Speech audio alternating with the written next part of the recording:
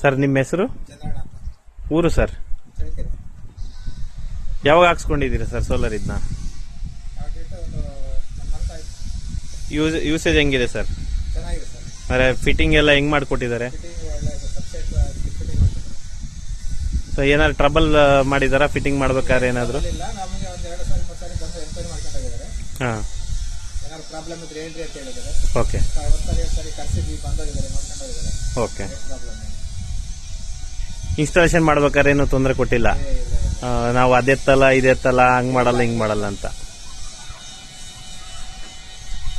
ಇದು ಚೆನ್ನಾಗಿ ಮಾಡೋದು. ಬಿಸಿನೀರು ಆಗ್ಲಿ ಪ್ರಾಡಕ್ಟ್ ಆಗ್ಲಿ ಹೆಂಗಿದೆ ಸರ್? ಚೆನ್ನಾಗಿದೆ. ಸರ್ ಇದು ಪರ್ಫಾರ್ಮೆನ್ಸ್ ಅಂದ್ರೆ ಈಗ 1 month ಆಯ್ತಾ ನೀವು ಹಾಕ್ಸ್ಕೊಂಡು? ಆಯ್ತು. ಬಿಸಿನೀರೆಲ್ಲ ಹೆಂಗ್ ಬರುತ್ತೆ ಸರ್? ಸರಿ, ಚೆನ್ನಾಗಿ ಬರ್ತದೆ. ಬಿಸಿನೀರೇನು ಪ್ರಾಬ್ಲಮ್ ಇಲ್ಲ. ಪ್ರಾಬ್ಲಮ್ ಇಲ್ಲ.